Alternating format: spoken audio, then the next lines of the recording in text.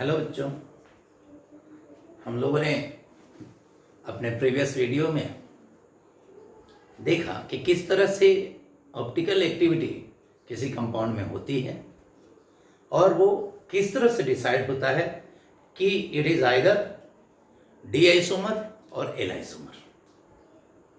अब मैं इस लेक्चर में उस कंसेप्ट को इम्प्लीमेंट करूंगा कार्बोहाइड्रेट के साथ। तो इसके लिए सबसे पहले हम लोग कार्बोहाइड्रेट को दो फैमिली में पहले डिवाइड करेंगे। In carbohydrate we are not only D और D rotation, D and D rotation, D देखिए D and L and L, ये दोनों एक चीज नहीं है। क्या आप ये सोच ले कि कभी हम लोग कैपिटल डी लिख सकते हैं या कभी स्मॉल डी लिख सकते हैं ना, ये दोनों सेम चीज नहीं है। This is not equal to this one, this is not equal to this one. ये आपका ये ऑप्टिकल ओरिएंटेशन शो करता है। It show optical behaviour of compound. ये कंपाउंड का ऑप्टिकल बिहेवियर जारी करता है। दैट मीन्स मैंने पहले भी बताया कि डी यानी ये आपका प्लस यानी क्लॉकवाइज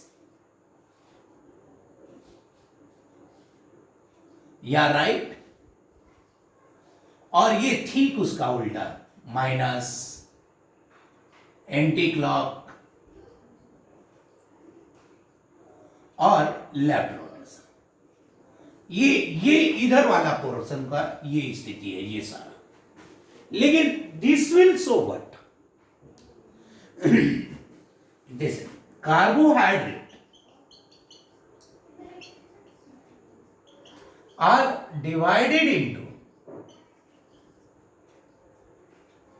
two group और फैमिली।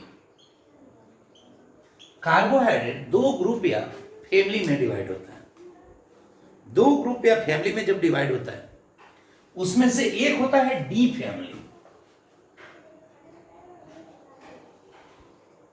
और एक होता है एल फैमिली।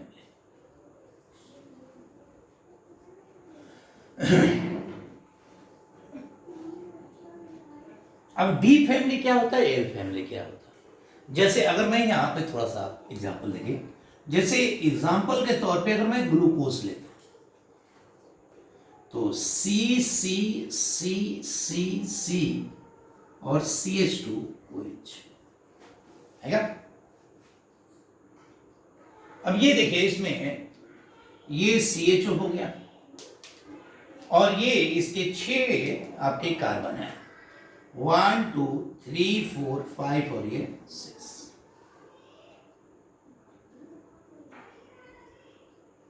अब इसको अगर मैं OH H OH H H OH OH और ये H,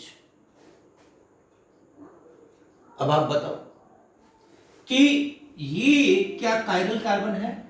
नहीं, क्योंकि अगर आप देखें तो अगर मैं इसको एक्सपेंड भी करता हूं CHO को तो क्या होगा, C डबल बॉन्ड O और ये H। तो इसकी चारों वैलेंसी कहां, 4 चीजों से, 2 वैलेंसी तो ऑक्सीजन से सेटिस्फाइड हो गई, तो ये कायरल नहीं है। क्या ये कायरल है? नहीं, तो मिटाते हैं इसे, यानी ये कायरल नहीं है। क्योंकि अगर CH2OH को अगर हम डिस्क्लोज करते हैं, जरा खोलते हैं CH2OH को, तो ये CHOH और इधर आपका मान लीजिए कुछ होगा, तो फिर भी ये देखिए दोनों एक जैसा है, तो ये भी कायरल नहीं है। लेकिन बाकी कायरल है, ये देखिए 1 2 3 और 1 में ये पूरा आ जाएगा, ये पूरा ऊपर वाला, तो ये कायरल है। मतलब जैसे अगर 5 नंबर को देखिए तो 5 नंबर से एक H जुड़ा हुआ है, एक OH जुड़ा हुआ है, एक CH2OH जुड़ा, और एक 4 नंबर वाला कार्बन है जिसको इतना बड़ा चीज जुड़ा है, तो सब अलग अलग है। तो ये कायरल है, ये भी कायरल है, ये भी कायरल है, और ये भी कायरल है। यानी in glucose four asymmetric carbon is present.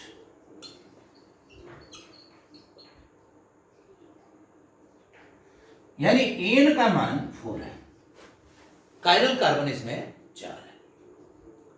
अब कायरल कार्बन 4 है, तो अब डी किसको लगाते हैं? D family use for those carbohydrate. देखिए ये जो डिवीजन है सिर्फ कार्बोहाइड्रेट के लिए है, तो ये डी फैमिली उसके लिए इस्तेमाल किया जाता है जिसका लास्ट कायरल कार्बन पर, जैसे इसमें कायरल कार्बन कितने हैं? 1 2 3 4, तो लास्ट है। तो लास्ट कायरल कार्बन के अगर राइट साइड में, अगर राइट साइड में हाइड्रोक्सी ग्रुप हो तो डी कंपाउंड होता है, यानी इसे हम डी ग्लूकोज कह सकते हैं। अगर यही चीज इस साइड हो जाता और ये इधर हो जाता तो फिर वो एल फैमिली का कंपाउंड होता। यानी मैं आपको अगर इसका डेफिनेशन दूं तो डी फैमिली क्या हो गया? डी फैमिली क्या हो गया? दोज कार्बोहाइड्रेट, डी कंपाउंड क्या होगा? Those carbohydrate which contain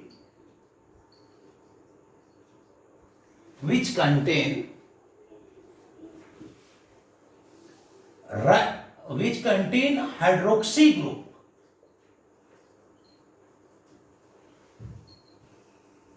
group on the right of their last chirals या asymmetric carbon.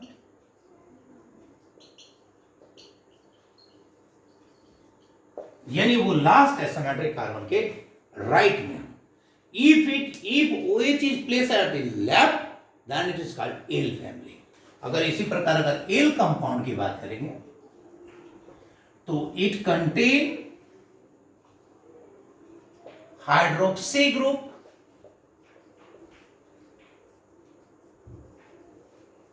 on the left of their last chirals। अगर ये OH 5वें नंबर पे, यानी लास्ट से मतलब लास्ट कार्बन नहीं, लास्ट कायरल कार्बन पे अगर ये लेफ्ट में होता तो एल ग्लूकोज कहा जाता, लेकिन एल ग्लूकोज एग्जिस्टिंग उसका बहुत कम है, डी ग्लूकोज डोमिनेटिंग है। तो यानी एल जो है, कब एल इस्तेमाल होगा? जब OH इस साइड में होगा, और डी कब होगा? जब OH राइट साइड में होगा। तो यानी capital D small D is not a same thing, capital L और small L is not a same thing. Small D जो होता है या स्मॉल एल जो होता है वो ऑप्टिकल एक्टिविटी को जारी करता है, जबकि कैपिटल डी और स्मॉल डी ये कार्बोहाइड्रेट का दो अलग अलग फैमिली डिसाइड हो गया है, दो डिवीजन होता है। तो अब इसको देखिए थोड़ा सा, जैसे मैं आपसे ये पूछना चाहूं कि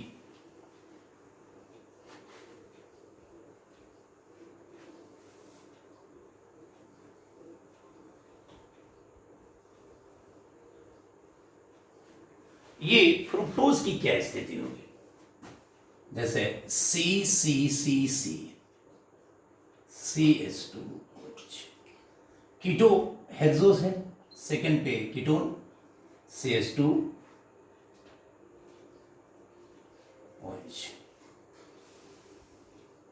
OH H OH H H और ये H। अब बताइए, अगर मैं इसे लेवल कर दूं 1 2 3 4 5 और 6। अच्छा, C1 क्या कायरल है? नहीं। C2 क्या कायरल है? नहीं। C3 क्या कायरल है? हाँ है। 1 2, ये पूरा 1 और ये पूरा 1, तो C3 is a chiral carbon. ये C4 भी कायरल है, C5 भी कायरल है, C6 कायरल नहीं। तो अब ये बताइए कि ये फ्रुक्टोज है। अब बताइए कि ये डी फैमिली का है कि एल का? तो लास्ट कायरल कार्बन 5 है, इसका राइट साइड में OH है, तो इसलिए हम इसे कहेंगे डी फ्रुक्टोज। ठीक है। अब एक और बात, आप अब जैसे मल्टीसेंट्रिक अगर कोई होता है, मतलब कोई भी कंपाउंड को आप ऐसे देख के नहीं डिसाइड कर सकते हैं कि ये लिवो रोटेटरी होगा कि डिसेप्टर रोटेटरी होगा, ये आप नहीं डिसाइड कर सकते। इसके लिए आपको लाइट उससे पास करना पड़ेगा, और लाइट्स का ओरिएंटेशन को पोलैरिमीटर में देखना पड़ेगा कि उसने राइट रोटेशन किया है कि लेफ्ट रोटेशन किया, उसके बाद यू विल डिसाइड। फ्रुक्टोज एक लिवो रोटेटरी कंपाउंड है, ग्लूकोज एक डिसेप्टर रोटेटरी कंपाउंड है। तो ये अगर मान लीजिए कि ये fructose is laevo rotatory compound, तो अब इसका कंप्लीट नेम क्या हो गया? इसको हम लिखेंगे डी माइनस फ्रुक्टोज। एक और चीज मैं आपके साथ यहां पे शेयर करूंगा। देखिए बेटा, अगर टर्मिनल जैसे C1 है और C6 है, अगर ये दोनों डिफरेंट हो, टर्मिनल कार्बन किसी भी डिफरेंट हो किसी भी कंपाउंड का, और व्हेन टर्मिनल जो carbon is not same chemical species.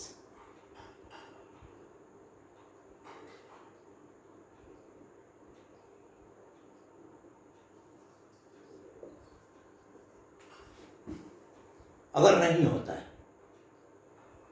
उस स्थिति में अगर मेरे को, जैसे ये देखिए पूरा फंक्शनल ग्रुप अलग है, ये अलग है, उस स्थिति में अगर मैं नंबर ऑफ कायरल कार्बन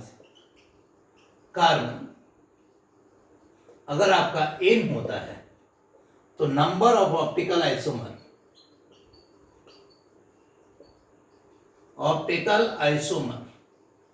2 की पावर n होती है। नंबर ऑफ ऑप्टिकल आइसोमर कितना होता है? 2 का पावर n, ये फॉर्मूला है। अगर मैं इस चीज को देखिए, जब terminal carbon is not same, अगर सेम होगा तो उसके लिए ऑड इवन का एक केस आएगा, इसको हम लोग आइसोमरिज्म में देखेंगे, लेकिन ग्लूकोज का यहां पे हम लोग फाइंड आउट कर सकते हैं। इसमें भी 3 आपका था, और ग्लूकोज का देखिए थोड़ा, कि यदि मैं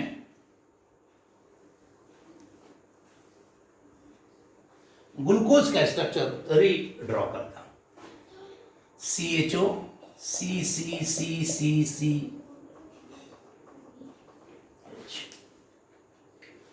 इधर आपका OH H OH H H OH OH H। तो अब बताइए कितने कायरल कार्बन हो गए? 4, n = 4। तो यानी नंबर ऑफ ऑप्टिकल आइसोमर 2 का पावर 4, यानी 2 × 2 × 2 × 2, यानी 16 ऑप्टिकल आइसोमर। इस 16 में से 8 जो होंगे डी आइसोमर होंगे, और 8 जो होंगे वो एल या नेगेटिव आइसोमर होंगे, डी या। ये स्थिति है। अच्छा, इसका नाम क्या लिखेंगे? ग्लूकोज इज डी कंपाउंड, मतलब डिसेक्टर rotatory compound.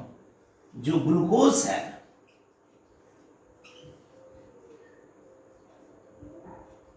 Dextro rotatory compound. तो अब इसका अगर नाम देखा जाए डेक्स्ट्रो रोटेटरी कंपाउंड को लेके, तो इसका अगर हम नाम देखते हैं तो क्या हो जाएगा? ये आपके पास इसका नाम आ जाएगा कि डी, इसकी वजह से डेक्स्ट्रो है तो प्लस और फिर ग्लूकोज, इस प्रकार से। अब मान लिया जाए कि मिटा दे, तो इसको मैं देखता हूं थोड़ा सा।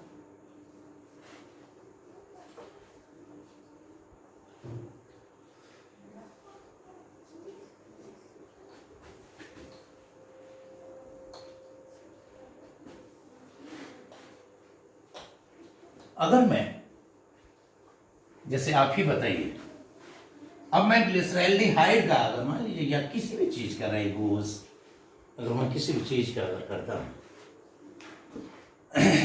CHO, CH2OH, ये OH और ये H, अब बताइए, ये सब जानते हैं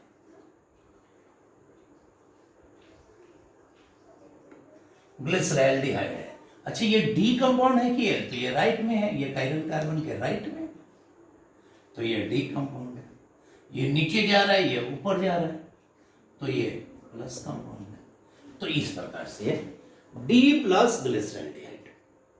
अगर मैं राइबोज करता CHO, CCCCC, H2OH, OHH, OHH, H और OH, अब आप बता दीजिए क्या हो? ये राइबोज है, तो डी होगा कि एल होगा?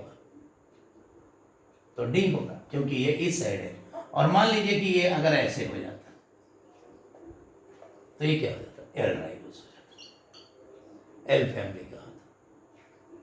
अगर मान लीजिए कि ऐसे हैं तो ये क्या हो गया? डी फैमिली का हो जाएगा। तो इस प्रकार से हम लोग डी और एल दोनों कॉन्फ़िगरेशन करेंगे। अब आपके पास cyclic structure of glucose and cyclic and its property, next topic जो होगा आपका वीडियो लेक्चर में हम डालेंगे। तो उसमें ग्लूकोज और उसका प्रिपरेशन, जो कि कार्बोहाइड्रेट का थीम पार्ट है यहाँ पे, उसके साइक्लिक स्ट्रक्चर के बारे में, म्यूटर रोटेशन, एनोमर्स, एपीमर्स वगैरह, अगला लेक्चर में हम इसको इन्वॉल्व करेंगे। इसको बार बार रिवाइज कीजिए। Thank you. Best of luck.